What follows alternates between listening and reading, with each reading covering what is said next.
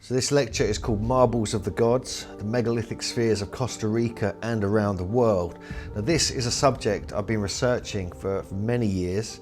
I visited Costa Rica back in 2012 to investigate these mysterious megalithic spheres that have been found all over that part of Central America. In the image here on the left, you can see Indiana Jones escaping from one of these spheres, which was used as a booby trap in the film The Raiders of the Lost Ark at the very start of the film. But in fact, there's a history to these. These are a reality and these do actually exist. They are believed to have been carved anywhere between 200 BC and 1500 AD. But there's not too much evidence of the actual precise dating because they're often just found in random, what appears random areas. Many of them disappeared after the Spanish conquest. There was many more. But there's been pottery and artifacts found of the Aguas Buenas culture, which is around 200 BC to 600 AD. And even some have been found in the Buenos Aires area as well, much later than this. But the main area really is down south. But in the 1930s, the United Fruit Company was excavating the fertile, remote farmlands of Costa Rica down near Golfito, Palmar Norte. And as their work developed, they were building their plantations and factories and so forth. They started discovering these stone spheres, just buried in the tropical soil. Many of the spheres were unknown even to the local inhabitants, and they could offer no real explanation. Only slowly the information started coming out. But one of the rumours, one of the legends, was that inside the centre of them there was treasure or gold, or a precious jewel. So many balls were drilled, dynamited or cracked open to reveal actually they were mainly made of solid rock. Although we'll see in a few instances there is a legend of a black stone being found, or a coffee bean, which often was a black stone inside many of the spheres. And when some of them were cracked open, they actually found this black stone right in the centre, which really confused people because it made them think, how would they know that's even there? News of these rock spheres reached the authorities. Specimens were taken to the museum. Doris Stone of the United Fruit Company, the daughter of the executive there, photographed them and wrote about them in 1943. And basically, it opened up the whole reality that there was sophisticated stone sphere making culture in ancient Costa Rica. So what are they made of? Most of them, or not all of them, but most of them are made of granodiorite, which is a hard igneous stone that comes from the foothills of the nearby Talamanca range. A few examples are made of coquina, which is a hard material, a limestone type rock. It's formed from shell and sand in beach deposits, which is probably brought from the northern area coasts. But if we go to the museum, we can actually see some of the very interesting other stone artifacts on display there. These were part of the same culture that probably made the spheres. In fact, some theories suggest that some of the spheres were actually placed on these stone kind of stands. You can see the beautiful stonework. This is carved out of solid basalt type rock, similar to the stone spheres, possibly the same type of rock. And you can see these were also, they look like kind of picnic tables or something, but these were actually the stands that often the balls would go on. Obviously, there are theories that date it back much further. There's even suggestions by various researchers like Ivor Zapp and others who believe it was an offshoot from Atlantis or some prehistoric megalithic culture who were travelling around the world. There are quite a few myths associated with these. This is actually one of the most interesting spheres. This has actually been broken open, and inside it was found this black stone in the centre, which legend states was a mysterious coffee bean, which before that people thought was treasure. It would have taken a long time to make. And imagine trying to carve one of these spheres, considering they range from the size of like a tennis ball all the way up to about 9 or 10 feet across. Some of them are almost perfectly spherical as well. And they would have taken so long to create that people have speculated that they must be thousands of years old and high technology must have been used. Some local legends talk about a magic potion that was able to make the rocks soften, and we find similar stories down in the Amazon part of Peru and Brazil. and so therefore the stone could be easily manipulated. Other suggestions say, you know, there were nuggets of gold or these coffee beans, and the stones would magically form around them. Other legends claim the spheres were part of a game once played by giants that inhabited the earth in a distant epoch, and that the spheres represented stars of the constellations of the sky. So you can see there's many different associations with these particular spheres. This one is an interesting one. It has spirals on it. It has beautiful carvings, which could represent, some people say, constellations. We have a theory here that indeed that is the case on this particular sphere. Certain carvings on it represent Orion and Gemini and Pleiades and so on and so forth, even Andromeda and numerous other constellations that would be seen from the southern hemisphere. So even when the Taraba River area and the Talamac Mountains, some 50 miles away, was investigated to look for the quarries, they could find no evidence of the quarries, you know, actually of spheres being removed from the quarry. So it's caused a lot of confusion as to really what these are and exactly where they came from. Some of the other very interesting carvings here are of these funerary boars. These are about 8 feet tall, some of these, but there's a very intricate, this is slightly concaved stone, very hard igneous rock, basalt type rock, very hard. You can see it here. These stunning carvings all around the edge with these 3D relief carvings are absolutely, to me, they're absolutely incredible. And these are contemporary with the stone spheres. Here's just one close-up of one of the pieces next to it, and when I saw this, it blew me away. It's almost identical in style and size as the famous critter that was recorded here at Göbekli Tepe in southeast Turkey. And it's the same quality of workmanship. And to create relief carvings, you remember you have to cut away all the stone around it, incredibly hard stone, and then leave this perfect shape within it. We find similar examples at Silustani, for instance, in ancient Peru, around the area of Lake Titicaca, and other much more weathered ones from Silustani here. So I just find it intriguing that we do find these similarities. Maybe they're not connected, maybe they are.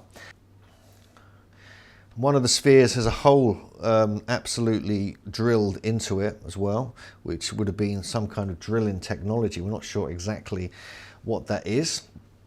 There's various researchers have been looking at this. One of the leading experts is Ifigenia Quintanilla, Costa Rican doctoral student from Barcelona. She wrote a book about the stone spheres in 2007. The next expert who's worth looking into if you're interested in this is Dr. John Hoops of the University of Kansas. And he believes they were made by local inhabitants who lived in the area from 800 to 1200 AD. Although there was no written language and there's no record of the stones in their history, he still believes they were formed by granite blocks by successively heating and cooling the outside of the rock, causing it to flake away in layers. Hand tools such as matate would have been used to refine the spherical shape with sand and leather to finish and polish the surface. I don't know about that, but it's an interesting theory nonetheless. This is actually on display just in the local park, one of the local parks in San Jose. Also, it's been said that the construction of the spheres would have required quite a high degree of measurement and mathematics to get the precise spherical shape. So you imagine trying to create that, it would be quite a task, it would be quite a challenge mentally to constantly try and keep it in the right dimensions as you're carving the stone away. Dr. Hoops and now other researchers, these are actually now on the placards at some of the sites where it's in situ, believe they are signs of wealth or status, or perhaps, they're very vague here, part of some religious or ceremonial rituals. No one knows for sure, of course. Many of the stones are in danger. Many are hoarded and in gardens of the rich people mainly around San Jose. Only 186 can be accounted for, but over 300 have been recorded. Often they are dug up and moved before any attempt is made archaeologically of the area they were actually discovered in. Lothrop and others since have speculated that the spheres were probably roughly shaped and then polished with smaller stones, with wet sand as abrasive medium. Again, this is similar to Hoopes's idea that they were kind of heated and then cooled, so the layers would drop off. But again, this is just speculative. There's two areas down here on either side of the main river there, Palmar Sur and Palmar Norte. I think you stay in Palmar Sur, but Palmar Norte is where most of the spheres are. This is one of them being excavated about 10 years ago at a site called Finca 6, which is in the area of Palmar Norte. Ivor Zapp and George Erickson are two anthropologists who've written a book called Atlantis in America, published by Adventures Unlimited Press. They believe there was a highly advanced civilization in Costa Rica, Central America, going up from Mexico all the way down to Peru and Bolivia. And this was part of the culture. And they believe these spheres were astronomically placed. They were also an Atlantean tradition that continued through multiple generations. In their research, they explain there was some kind of navigation school, and actually the spheres were placed in situ in certain places and moved around. That's why they were spherical. So it'd be like a navigation school where you would plan it all out accordingly. Then you would go out and navigate from there. And the large stone boards we saw with the beautiful carvings around the edge were used as navigational instruments. They would be placed at the front of the boats to maneuver the ship and move it in certain directions. And they were also used as funerary boards a little bit later. So just walking around Palmar Sur, you get to see some of these spheres literally outside a Chinese restaurant, which was quite alarming, but they're there. So they've been moved, they've been placed, they're in random places. There's a technical college, has some spheres. This was just over the place from the area we were staying when we were there. And they're just, you know, placed there in these concrete kind of holders. But we thought, okay, this is interesting. There's one here, but we sort of looked through the fence and we thought we saw something in the distance. So we just walked in there, and we saw two massive ones, about 8 feet tall, just within corrugated iron kind of garages or sheds. And this absolutely stunned us. Then we realised, this is how you can see how big they are just from me standing next to it. And this is really intriguing because these were, you know, before these were the corrugated iron sheds weren't there before. They were doing some construction at the college. By the way, this is our driver Manuel. He was amazing. We bumped into him. It was perfect synchronicity. He happened to know where every sphere was in the whole of the area. So he was our driver for about 4 or 5 days. I look like a giant next to him, don't I? In fact, that's quite remarkable. But there were two of these very large spheres in the college. These were very accurate, very perfectly spherical, surprisingly so. They really caught my attention.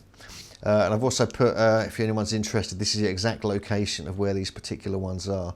So you have the GPS coordinates if you'd like to visit them.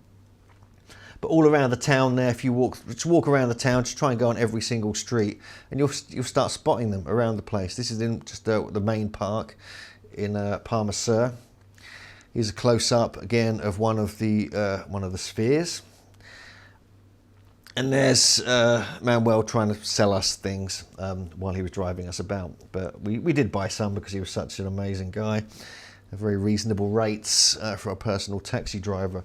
But if you cross over the river and head into Palmar Norte, which is just a mile or so away really, you can pretty much walk there. There's old disused train tracks and trains. There's just one lying around in the park there. Another one that's been broken but then glued back together outside a store. Here it is again. Then we have these beautiful trees that have been painted. You know, I forget the name of these trees, but these are absolutely stunning. For those interested in multicoloured trees, this is also the place to go. And then there's a park, de Esferas, or the Park of the Spheres. Again, this is kind of between, it's just north of Palmar Sur, on the way to Palmar Norte, on the way to Finca 6, where the main spheres are kept. And there's multiple ones here. You can actually see these scattered around the park. This is like a play park, really. You can see the one over here. And to me, they're very interesting. They're very abstract. They're very bizarre. They're not got too many carvings on. Some of them have. We'll look at in a moment, the one we saw earlier. But this is more limestone, this one. This is a lighter type of rock. And it's got this strange kind of globules kind of coming out of it. It's almost like it's been cast in a kind of cast, and it's not properly got solid yet. So that's one of the theories put forward by Joseph Davidovich, that perhaps these were actually cast and they were not carved from solid rock. You can just see that here. You see it's almost like it could be unfinished, but parts of it would be missing. It's a very bizarre one, this one particularly.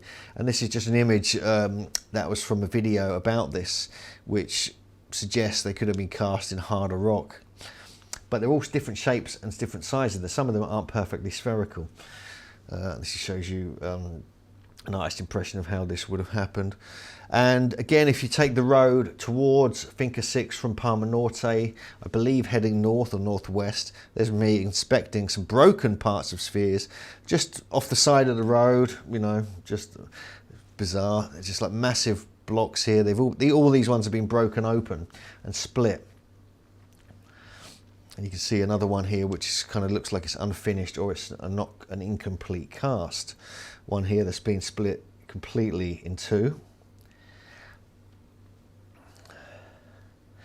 And this just shows you all of the ones there from that particular spot. And we were just with Manuel, and we just stopped and had a look. I made a bunch of videos about these, you can see on YouTube. This one's much more granite-like, very hard rock, different type of structure. This one actually has a very interesting cut in it, like they've tried to cut it open, but obviously they couldn't quite manage it unless it was part of the original design. And this is also one of the ones which looks like it's been cast. Very interesting. And then interestingly, right there is, this is like a slice. They've just sliced like a cheese slice out of one of the spheres and placed it there, so you can get a sense. It's almost like a monument then placed in concrete to the megalithic sphere builders. But it's Finca 6. This is the major site that everyone goes to. When I went there in 2012, there wasn't any information centre. You didn't have to pay. You just wander in there. There were still, you know, farming bananas there. These are some of the artifacts that were found here that were on display at the museum in San Jose. But there were two major mounds here made of boulders and trapezoid access ramps. Almost like small pyramids, really. And on these mounds, presumably, lived the most important leaders, or the cacique, the chieftain, and the shamans. So this was a site, this was an ancient site, a settlement, with the spheres, all in situ in interesting locations and orientations within this complex. And this is just a rough outline of the complex. There's not too much to really see there. I mean, this is where some of the spheres are. They weren't exactly like this. They've been placed here for convenience. There's some spheres over here, some up here. There were two here marking the entrance to this mound. So there's like a ramp going up to a circular flat top mound. Same here. So probably two spheres here as well, but they've now gone. And so these I find quite interesting, and it suggests, if that is the case, if this is where the shaman or the leader lived, then walking between two of the spheres may have been correct. They may be to show his status. Again, this is one of the fields. There's me half naked over there. You don't need to look at that. These are some of the spheres that have been placed in an area. These aren't necessarily in the exact location. The Chiriqui period, which is 800 to 1500 AD, saw these populations grow in size and complexity. Hierarchical societies who exercised power over the territories caused much conflicts with other chiefdoms. This was apparently, officially, the height of the sphere making, although they could have easily been incorporated from an earlier culture, which I think is much more likely. In the 16th century, contact occurred with the Spanish, and they built their first capital in Cartago in 1563. The original inhabitants of the Diqui Delta vanished soon after, either got killed off, put into slavery, or ended up dying from disease. These ones in a different field at Finca 6 are actually in situ. They're still buried in the ground, and you can see these troughs and mounds here, which were part of the ancient site. Here's another one that's still in situ. So some research has been done on this. This is now the visitors centre that's now being created. This wasn't here when I went there. They just started to build this in 2012. So now it's an official UNESCO World Heritage Site. They have a display within there as well now, with some of the smaller spheres on display and some other artifacts that were found at the site. And we'll look shortly at the way some of these were laid out. But before we do, I want to show you some other areas where some of the spheres are. This is called Rancho El Silencio. And here is actually, you have to go down a dirt track for about half a mile and then wander into the jungle. And then you come across this one. And this is actually the largest one ever found. This is, I think, 10 feet wide, just over 10 feet wide when it was complete. But it's been chipped away, parts of it have been broken off, and you can actually see the sign here. It used to be important until they kind of did this to it. But I think they've built this up now. All of the spheres have become part of a World Heritage site with the World Heritage status to protect that. And here's a couple of researchers. This is actually the sphere I was at, another photo of it. This is another one. I'm not sure if that's been moved or that was part of the one I saw.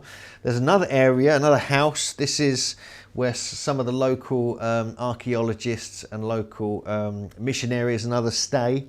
It's like an open house for people to stay there. And within the grounds there, some of the spheres have been moved and placed to protect them. Some of these ones are very interesting. This is, again, not too far from Finca 6, about 3 or 4 miles from Finca 6. Interesting thing about this one here is that it's got some wonderful carvings on it.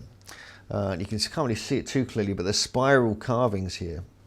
And there's even carvings of this shape here with all the sails going up. It's actually a boat, like a seafaring boat, carved onto one of the spheres with sails, with people on the ship, the spirals around the other side. It's some kind of message in stone.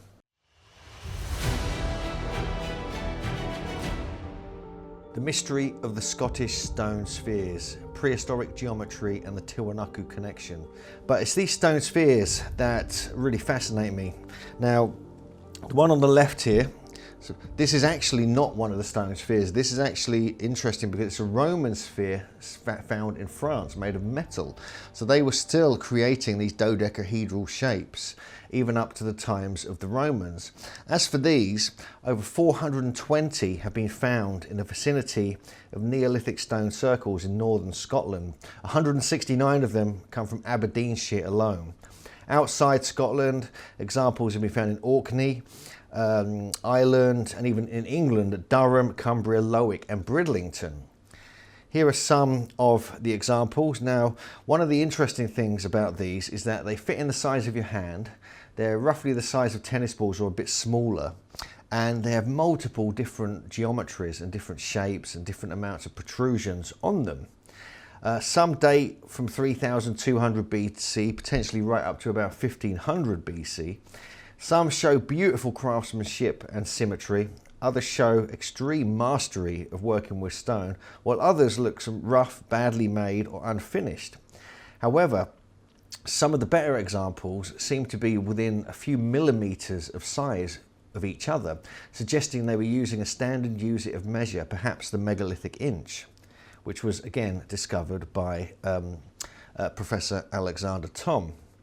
This is East Ackworthy's stone circle in Aberdeenshire. It's one of the recumbent stone circles, they're called, and the interesting thing about these is that they're in a circular arrangement with a large flat stone at usually the southwest kind of area, with two what are called flankers on either side. And over 150 have been recorded in Scotland. There were probably many, many more. And again, I talk about these in more detail in the other lecture in the series. And this just shows you, what it looks like from the air. This one's kind of been reconstructed, but it's in the area of these circles where most of these stone spheres have been found. Not right inside the circles. These spheres are found in fields around the circles, often where crops had been growing, suggesting they were placed there deliberately for a purpose to do with agriculture. It could be to charge up the landscape, it could be energetic, it could be ceremonial, or it could be a more ritual purpose of laying them out in the land to give the land some of the energy that is being put into the spheres themselves. Other examples of the stone circle, this is an interesting one that's actually within a church. It's called Midmar Kirk. Most of the circles are 60 foot to 80 feet wide. This one's obviously been Christianized inside a churchyard. But it's really this area and the people who were building these stone circles that were working with making these strange, mysterious stone spheres. This circle is called Sun Honey, and this is one of the many circles these spheres were found near. It's been speculated by Andrew Young, when he was an archaeology student at the University of Exeter, that the stone spheres may have been used to actually move the stones for the stone circles, that they're rolling the stones on them. Now, and also another idea that was put forward by this gentleman was that the very act of carving the spheres could actually be part of the ceremonial process of creating them. This just shows you where stone spheres have been found in an archaeological context, where they've been located near stone circles or cairns or other burial sites up in Aberdeenshire. And it's this area here we're really looking at, the sort of northern eastern part of Scotland, where most of the spheres have been found. These are the ones with 3 protrusions or 4 protrusions. These are ones with between 4 and 6 on them, so they're different shapes and sizes. But a few have been found further south as well, in an island here as well, you can see, and in Cumberland, Cumbria area. The majority are found between the Moray Firth and the River Tay in the east, the fertile lands east of the Grampian Mountains. Many people believed they were part of the Picts. They were a Pictish origin. Only a few have been found in Skye-Erna, Lewis, Harris, Euston, Arran, and 2 came from Harwich and a few from Wigtownshire, and possibly 14 now have been found on Orkney, which we're going to have a look at in more detail later. He shows you some other types between 5 and 7, 6, 8 and 9 protrusions, 7 to 10 to 55 protrusions. There's even some with 56 protrusions on them, individual stones that are only about this big. And there was ones with spirals, concentric circles, cross-hatching and other types found in these particular areas. Not many have been found in an archaeological context. Some were found at Skara Brae, and more recently some were found in the Ness of Brodgar. One was found about 5 years ago there, and usually they're found, in fields, like I said, sometimes in the burials. There's one example of a burial with actually a very large skeleton that we're going to feature in the upcoming book about the giants of Stonehenge in ancient Britain. Alexander Smith in 1876 records 8 balls found in or near kists or cysts or cairns or tumuli. And so these are quite interesting. So we do have some found actually in an archaeological context, but not too many. These are some of the mounds, some of the structures they were found in, tumuli. And also an interesting one with 6 protrusions was found near the Druid Circle in Loch and Head. And interestingly, there you get these cut marks on the stone. You can't see them too clearly, but there are some examples on here. Cut mark stones are found all over this part of the country. And so there's a connection potentially between the cut marks and the spheres perhaps being placed inside the cut marks for some unknown purpose. They fit nicely into one's hand, and so they've been described as hunting projectiles, fishing weights. In 1876, J. Alexander Smith said they could have had attachment to wooden handles for axes, but it's very unlikely because, as Dorothy N. Marshall, who's one of the main researchers on these, they're beautifully created. They're created with artistic merit in mind. And surely they would have been chipped. I mean, look at this one here. This is absolutely amazing. This one here as well. And you can see the beautiful detail. So this is showing very high levels of craftsmanship in some of the spheres. With a geometer's eye, Professor Keith Critchlow, author of Time Stands Still, saw something that no one had really noted before. And he collected and he looked at many of the spheres and found that many of them, and a certain selection, actually represent the 5 Platonic solids that were first discovered and published by Plato. And you can see examples of them here, and he features this in detail in his book Time Stands Still. And I quote, he said, "What we have are objects clearly indicative of a degree of mathematical ability so far denied to Neolithic man by any archaeologist or mathematical historian, except of course for Alexander Thom." And even this, we even get combinations, Archimedean solids. This is a cube and an octahedron combined.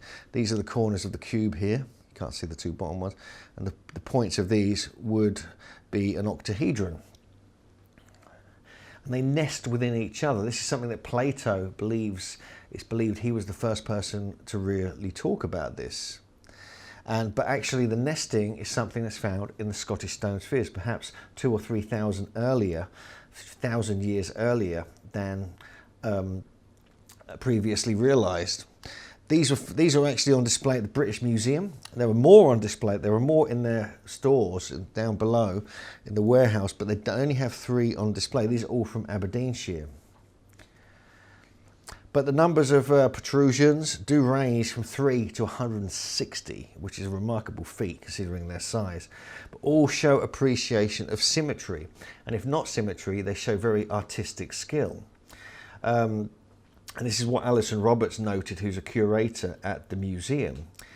One 14-sided sphere, for example, is composed of 2 opposite hexagons surrounded by 6 pentagons, which is remarkable in its own right. So they were combining different geometries, and we'll see that the one discovered at the Ness of Brodgar, Nicholas Cope's done some analysis on that, and he's realised that's a very complicated geometry, even though it looks like it's kind of a bit messy and unfinished.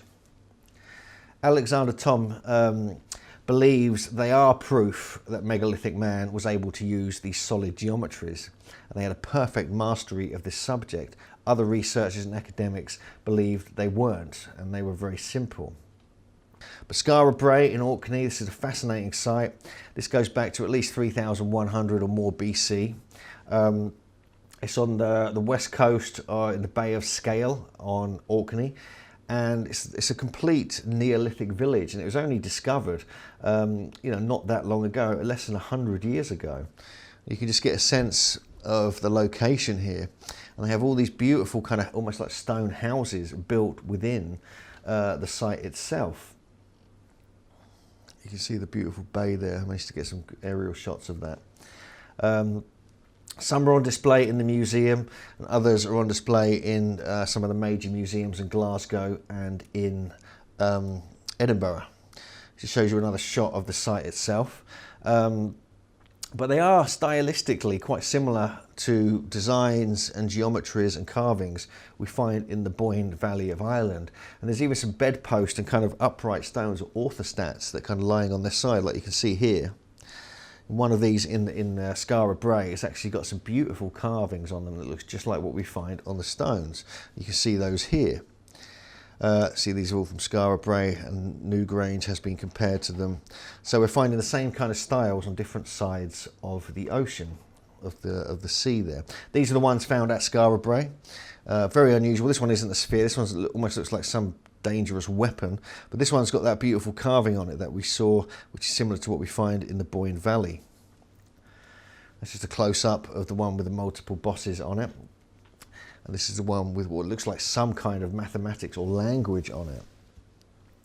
It's been referred to as runic writing, but it looks like it is some kind of language. They're not sure what exactly. And then we have this one here, which is very interesting. This, no one really knows exactly what this is, but again, it's got some kind of formulas or language carved on it. It kind of looks like some kind of weapon again, but it would be quite an inconvenient weapon. This is on display at the Edinburgh National Museum of Scotland. You can see another angle of it there, but this is carved out of solid basalt, I believe. This one was found in Lochnagar. It's not on display anywhere that I'm aware of, but you can see, again, it's got multiple concentric stone circles with these small bosses in between. So again, very, very interesting. Now we made our way over to Aberdeen to go to some of the museums there, to look at some of the stone circles, and some were on display at the King's Museum. Only 3. There are more actually in their collection, but they only let us look at 3, unfortunately.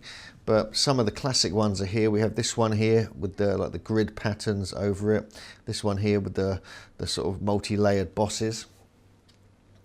And again, these are just very fine examples of craftsmanship on the spheres, and you can go and see these for yourself if you're up in Aberdeen. The National Museum in Edinburgh. Yeah, this is a very interesting museum. There's a lot going on in here, but we were really here to see the spheres. These are the ones they've got on display. And you can see these examples here. These are the main ones from Skara Brae. This one is actually the Towie ball. And there's some other examples from the area here. This one's from Orkney, these are from Aberdeenshire. But this one here is very, very interesting. We'll look at it in a moment. And you can see some detail on these. Unfortunately, it's very, very dark. They don't light the place very well to protect them.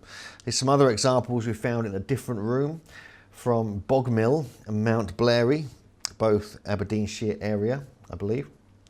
There's some better angles on them here. And there just happened to be a giant sword in the museum nearby as well, which I thought was quite interesting, which we're going to discuss in our forthcoming book about the giants of Britain. But the Towie ball is probably the most famous of all of the spheres.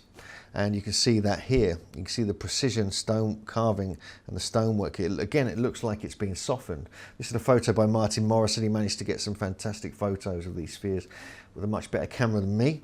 And here's a photo of it that featured in Keith Critchlow's book. And a beautiful illustration showing you all the detail of the sphere here. I mean, look at that. I mean, you imagine that is, you know, the size just smaller than, it's like the size of an apple, smaller than a tennis ball. And look at the detail here, it's unbelievable. Beautifully done. And obviously these spirals are interesting. These are found in other parts of the world. We have even cut marks on them here, which look like representations of the cut marks you find on the megalithic sites throughout northern Britain and Scotland. Here's another older photo showing some of the detail. And you can see if they're, you know, they're working that as hard stone, that's incredibly difficult to do. But like I said, spirals are not just found in this part of the world, they're found all over the place. I've seen them, you know, as far and wide as Tiwanaku in Bolivia, Malta, Newgrange Island, obviously, even in France and other places. These are the Glasgow museums. There's various ones on display here. The first one we went to was the Hunterian Museum, which is a private museum. Very interesting. And these are the ones they have on display. So they have like 12 on display. They do have more in their collection. They have 27 in total, but they don't put them on display. Every museum we went to have more in their collection, but don't put them on display. And to me, this is baffling. Why not just have them all on display? It's not like they're taking up much room. And you can see some of the variations and examples here. I'm not going to go into too much detail, but you can just appreciate the quality of the craftsmanship and the inner geometry. There's one with 7 protrusions, there's one with 14, there's one even with 86 on it, which I believe is this one here. So there's some varying geometries and varying styles found at this particular museum. This is from Hill Head, St Ola and Orkney. Very unusual design. This has got 86 raised bosses. This is just from the A. Henderson Bishop collection from Aberdeenshire. This is just one from Red Moss, Aberdeenshire. And there's more. We can look at them in more detail if you look at the article I've written about these. But the Kelvin Grove Art Gallery and Museum has some fine examples on display. There's 3 or 4 here. The three here are very, very good. They're very beautifully carved. You can see all these here. I have close-up shots of these on a video I produced, on a 40-minute video you can watch on YouTube. If you want to see more detail of these, if you're interested. And we discuss the measurements and other such things. But yeah, these are found in all in Aberdeenshire. The one, I'm not exactly sure where this one came from. This one's from Alford, this one's from Turriff. Shows you more detail. But each of these corners is different. They have different, they have like sort of waves here, cut marks here, triangles here, and lines here. See more detail there. This is the classic 6 bossed ball. And this one looks like it could have had a rope or string tied around it, which is one of the early theories that they were used for some kind of bowlers or hunting tools. So yeah, these are the main ones on display at the Kelvin Grove Museum. There's even one found, there's 3 found in England altogether. This one was found in Cumbria in the Eden Valley. Again, this is the classic, I think this has only got 4 sides on it actually, it's quite intriguing. There's even one found near Bridlington in Britain, in England. And this is right near the Rudston Monolith, which is the largest standing stone in Britain. now inside a churchyard with all these tiny little gravestones next to it. That's something like 24 feet tall. Where this one is and what it looks like, we don't know. All we have is a reference to it in one of the academic papers written about this particular site. Now, this one, interestingly, is on display in London. So this could be the Bridlington one. I haven't managed to find this museum yet, but this is very, very interesting. I only came across this photo quite recently. Someone sent it to me. Again, we have the spirals here. Then we have the cut marks, the spirals in the corners. Very beautiful piece. There are different theories as to how they were created and why they were created. Firstly, in 1914, Ludovic Mann suggested they were used as weight to some kind of scales due to their exact size and geometry. Another hypothesis, they were used to roll megalith across distances, which we discussed briefly earlier. Another, that they were used as oracles by rolling them on the ground and interpreting the future from both the way they rolled and the positions they rested in.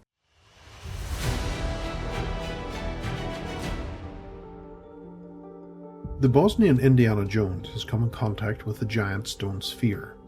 Like the famous movie counterpart, this large object is also bringing excitement along with it. The stone sphere, discovered in mid-March 2016 in Bosnia, may be the largest of its kind in the world. However, there is much debate if the feature is man-made or natural. The stone ball was discovered in a forest in Pajubravalje, and has a radius of between 1.2 and 1.5 meters, or 3.9–4.5 feet. Preliminary tests suggest that it would weigh over 30 tons, making it the most massive stone sphere in Europe. A press release by Dr. Sam Osmanagic says that the materials have not yet been analysed. However, the brown and red colour of the ball point to a very high content of iron. With that in mind, his research has suggested quantities of 7.8 kilograms cc of iron as a possibility, which would advance the weight of the stone sphere to over the estimate of 30 tons, which is based on the value of 5 kilograms cc. That weight of the massive stone sphere would make it a contender for the heaviest stone ball in the world, surpassing those in Costa Rica at 35 tons and Mexico at 40 tons. Apart from the large size of the sphere, Dr. Osmanagic discussed what the discovery would mean for the perceptions of past civilizations in the press release. First, it would be another proof that southern Europe, Balkan and Bosnia in particular, were homes for advanced civilizations from the distant past, and we have no written records about them. Secondly, they had advanced technology different than ours. Finally, they knew the power of geometrical shapes, because the sphere is one of the most powerful shapes, along with pyramidal and conical shapes. No wonder that pyramids and tumulus phenomena can also be found in Bosnia. Signs of natural sedimentation are found over the sphere as a layer of sandstone plates, then clay, soil and vegetation. Dr. Osmanagic asserts that it takes tens, even hundreds of thousands of years for the sediment to form. The Telegraph reports that Dr. Osmanagic believes that the sphere proves the existence of an advanced lost civilization dating back more than 1,500 years ago. There are critics of the hypothesis, including Mary Edwards of the University of Manchester School of Earth, Atmospheric and Environmental Sciences. Edwards has argued for a different explanation for the phenomena. The sphere, in fact, may not be man-made at all, describing the process of concretion. The sphere would have been formed due to precipitation of natural mineral cement within the spaces between sediment grains. Leaving the question of the origins of the stone sphere aside for a moment, similar stone spheres have purportedly been discovered by Dr. Osmanagic and his team in 20 different locations, either shaped or, in some instances, made from different materials. We found granite stone balls in Čokac village in northeastern Bosnia, volcanic stone balls near the town of Konjic in middle Bosnia, and sandstone stone spheres in many locations in western and middle Bosnia. Dr. Osmanagic said that there used to be 80 of them in the 1930s. In the meantime, some were taken by the river, further down to the river Bosna. Most of them have been destroyed in the 1970s after rumours of gold being hidden in the middle of them. Some were taken by locals and moved to the backyards. Only 8 stone balls remain in what we established as Archaeological Park Bosnian Stone Balls. We have started promoting this location, and it's been visited by thousands of tourists every year. The press released that Dr. Osmanagich has been researching the ancient stone ball phenomena for 15 years and has visited the granite stone balls in southern Costa Rica, volcanic stone spheres in western Mexico, Conquina stone balls in the small island of the Pacific, Isla del Cano, volcanic stone balls in Easter Island, some of them in Tunisia and Tenerife on the Canary Islands, and written about stone balls in the Balkan region, northern Albania, province of Dalmatia in Croatia, and western Serbia. Like the newly discovered sphere, there is much mystery surrounding the giant stone spheres of Costa Rica, and their creation and purpose has been a hotly debated topic over the years. The spheres in Costa Rica were found while clearing a jungle in the 1940s. Almost all of them were made of granodiorite, a hard igneous stone, and many were seen as prized artifacts, although some were destroyed. Nevertheless, unlike the Bosnian counterpart, there has been little doubt that the Costa Rican spheres are anything but man-made. This is not the first of Dr. Osmanagich's controversial discoveries. He has been both acclaimed and criticized for his work that began in 2005, related to what he states as ancient pyramids in the Vizcocha Valley, hidden in plain sight as a cluster of hills and connected via a network of underground tunnels. The archaeologist has high hopes that the end of the Bosnian pyramids research will provide the world with astonishing results. He believes once his research is completed, one of the pyramids will be shown to be taller than the Great Pyramid of Giza in Egypt, and the discovery will be the greatest find since Tutankhamun, reported in the Daily Mail. Much like the recently discovered stone sphere, there is still much debate on the cause of the triangular formations that Dr. Sam Osmanagich began studying in 2005. Are these features proof of a past advanced civilization, or simply nature?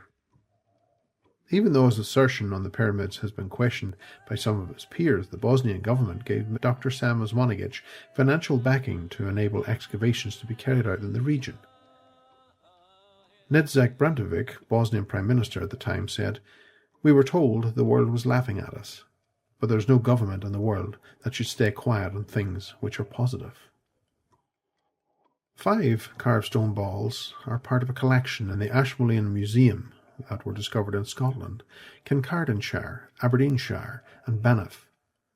The purpose of these objects is unknown and baffling archaeologists. They are made of different stones like sandstone and granite, and they are dated back to the Neolithic period between 3000 and 2000 BC. More than 400 stones have been found in Scotland, and including the 5 stones in the Ashmolean Museum, they have something peculiar about them. Just recently, scientists have created 3D models of the enigmatic stone balls.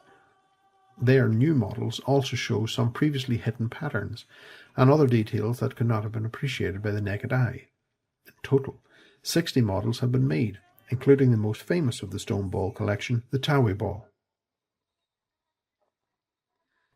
Most of the stones are of similar size with a diameter of 70 millimeters, with the exception of a few larger ones, up to 114 millimeter in diameter. The number of knobs on the stones varies from 4 to 33, and with some of the stones also including strange spiral patterns. The stone in the image was shown found at Scarabrea in Orkney and dates back to 3400 to 2000 BC. Another famous stone is the Tawi stone that was found on the Glass Hill in Aberdeenshire. It is about 3 inches in diameter and contains 3 embossed round surfaces, but each surface includes multiple spiral-like symbols. These stones are dated back to 2500 to 1900 BC. The 5 stones of Ashmolean Museum were part of the collection of Sir John Evans, who thought that they have been possibly used, probably during war, attached to a thong. However, such an explanation doesn't make sense, because the stones found have 0 damage on them, which wouldn't be the case if they were thrown during war times, and it would require much skill to prepare even one of these stones just to throw them at the enemy. Other explanations include that they were used as weights for fishing nets, or had a ceremonial role giving the holder the right to speak. But again, using the stones as weight wouldn't explain the complexity of making them. There's another possible explanation, though. Could they be models of the nucleus of atoms? Such a representation of atoms has been widely used in our times, as shown in the example image.